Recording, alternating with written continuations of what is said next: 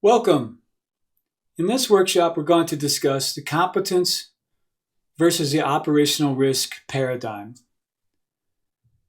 This model is a foundational precept of operational risk management, as it illustrates the relationship between those operational risks and responsibilities on one side of the equation and the staff competency necessary to manage those risks on the other side. So as we look at our model here, the first thing we see, we have essentially a fulcrum in the middle of our model upon which there is an operationally infinite plane represented by the arrows there on either side, upon which there are balanced factors. On one side, again, risk, and on the other side, competence. And to break these down a little bit further, the fulcrum represents the objective. The objective represents whatever aspect of management of your business or your client's business that you're holding this model against. So it can be a specific, discrete project. It can be defining the scope of a committee or department. It can be very useful as a tool as part of strategic planning or blue sky planning. It can be actually very helpful in blue sky planning because we will have those giant ideas, those big aspirational concepts that we want to shoot for. But if we can hold those up against this concept early on in the planning, we'll be able to recognize earlier if the operational risks of those big aspirational ideas can be offset realistically by either the competence of the staff we have in-house or whom we can retain from elsewhere. And so that might really kind of create a more realistic lens that will help narrow down which of those aspirational ideas are really operational or would be operational in the future. So it can be very helpful in that regard. It can be applied to a much more kind of a global idea of the purpose, the vision of the enterprise in the first place. That can be the objective. Or it can actually be narrowed down and pared down and be more focused on an individual staff review for that one key staff person. We can look at the risks for which they are responsible against the competencies that they've exhibited in terms of being able to manage and offset those risks. So that objective is, again, very fungible. It can kind of be whatever this model can be held up against many different facets of the business. So when we think about risks specifically, there are actual acute risks and risk factors in some business models. Production, manufacturing, even healthcare are going to have very acute risks and risk factors that need to be managed by the human capital. And those are pretty obvious to see and to quantify. But there are much larger, more global potential subacute risks or root causal factors of risk that we can hold against this model as well, and should in the appropriate situation. And some of those more global concepts might be just the market landscape in general. That's a potential risk. How do we analyze that? It can be competition coming in and out of the marketplace.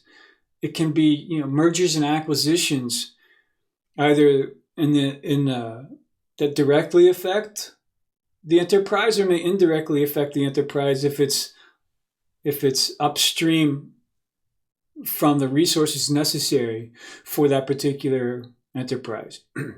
It can be loss of a key staff person, and this is a big one. It's not uh, often thought through well enough, in my experience, as an operational risk. Generally, what we expect is that those high leverage people, if they decide they're going to leave, they will give an appropriate amount of notice and they'll work that out, and there can be uh, a bit more of a appropriate transition for that next person. What if it doesn't go that smoothly? What if that person just leaves for whatever reason? They get a better opportunity elsewhere that they want to jump on right away. They may have family issues that take them either in reality or at least mentally out of the workplace to manage those family issues. It can mean that that person had a critical injury or died. I mean, these things happen, and they need to be thought through. They need to be factored for in our operational risk management plans, especially, again, high leverage, key staff people in those leadership roles. So the succession planning for those key positions needs to be well thought out as well.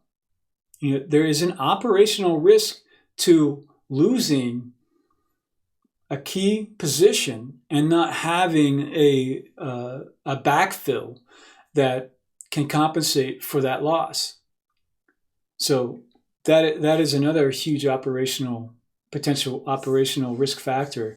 Another one, and this will kind of help segue to competence, is talent drought. In the U.S., we're pretty much at close to, at least for skilled positions, we're close to full employment.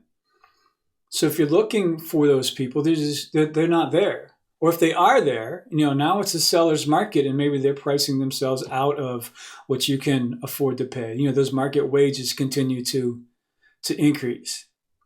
So that's an operational risk. Can you find the correct people in the correct number for your particular business or enterprise model? So that's an operational risk. The other side of the model, again, is that competence. The competence of the staff who are responsible to manage those operational risks. Often we see competence as experience, education, training, and that's all correct. That's fairly accurate as a descriptor. But we need to break it down into quantifiable bits. We need to get defined, quantifiable aspects of competence that we can hold against operational risk. So what we're looking for is very specific performance factors that are necessary of that position that's being analyzed or department that's being analyzed to manage the risks that fall within their scope of responsibility. And when we talk about the competency model and key skills integration model, how to really kind of break down those performance factors into definable, actionable bits. Once we've done that, however, and we have a good quantifiable, measurable concept of competence, we need to look at that through a secondary lens as well. There are, what I found, again, going back to my expeditionary roots, and then again carrying it into my consulting career. No matter how competent a staff or a staff cadre or a department may be, that competence is very tied into these other resources. And the resources are time, human resources, and material resources. So to use an example from my world, if I am meant to take my clients to summit a mountain, that objective is very clear. We're here, we're at base camp, we're at point A, point B is the summit. And I can handle the operational risks. I have the competence and the understanding to know what those risks are, and B, to manage them. But if the objective doesn't provide, or the time control plan doesn't provide enough time for me to do that, I can't do it. I can't do it in 2 hours. If we're at 10,000 feet, I need to get to 18,000 feet. If I don't have enough bandwidth support from a co-leader, or assistant leader, or a logistics support person that's appropriate for the number of staff, or the number of clients that I have, I can't do it either. So I can't apply my competence to manage the risks to meet the objective if I don't have enough human capital. And that human capital is competent within their own scope of responsibility to support me. And then lastly, the material bit. If I don't have, for myself and for my clients, if I don't have the proper gear, the proper clothing, the proper hydration and nutrition, if I don't have the proper communication to communicate with that human capital that I may need to reach my objective, then I can't do it anyway. I can't apply my competence to manage the risks to reach the objective. So those concepts, the concept of competence and the concept of these resources, time resources, human resources, and material resources, are very tightly coupled systems. And this is another term that we'll find throughout the module that we need to recognize and understand, are these tightly coupled systems. And they kind of are interdependent. Going back to the risk side of our equation, there's a secondary lens here as well that we want to look at those risks through once we've defined what they are. And when we look at later workshops, we'll look at the risk management and judgment matrix and the risk specific analytics tool, where we can really define those risks in quantifiable terms. The secondary analysis of those risks then are going to be as to the degree to which those risks are knowable, controllable, variable, and dependent on other factors. Continuing with our mountain climbing example, I know, I can know what the risks are, and they're going to be heavily environmental. Just the weather generally, the temperature, the wind speed, the elevation itself, the gradient, how steep is it? And then the footing, what's the terrain itself like? Is it slippery? Is it rocky? Are we traveling over a glaciated landscape that may contain crevasses and so forth?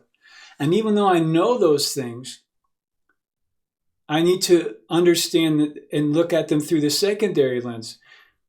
Those that are knowable are less of a risk because if I'm aware of them, I can manage them. There may be things that I don't know, that can't be known, that might affect my attempt with my clients, which are probably something to do with the clients. Like maybe one of the clients has a medical condition that I don't know about that's going to affect our attempt on this summit. That's an unknowable factor. So it's a higher risk than the weather, because at least I can know the weather. Is the weather controllable? Is the landscape controllable? It's not. But if it's knowable, then I have a greater ability to manage the risk because at least I'm aware of it. Are those things variable? Oh, some of them are. Within the scope of my summit attempt, they're not going to vary that much. Oh, I'm sorry. Maybe they can. Certainly wind speeds and temperatures can change quite a bit in the mountains. But the terrain kind of is what it is. And so that variability lends another layer of risk to that primary acute risk in the first place. And then what other factors are any one of these risks dependent upon? Certainly competence of the staff is one dependency.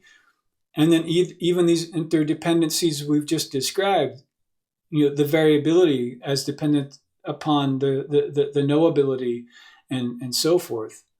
lends another layer of recognition, of risk recognition and management that we want to apply to this model to really get an in-depth analysis of how well described we can describe those risks, and how well we can describe the competencies to really understand how well they balance in order to safely reach the objective.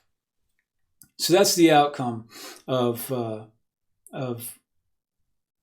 this model, is to be able to really very clearly recognize and define risks in a quantifiable, defined manner, so we can then describe the competence necessary to manage that risk, as well as those tightly coupled systems upon which competence depends, which is, again, the time and the human and the material resources, all to offset those defined, quantified risks to reach the objective in a safe, an operationally safe manner.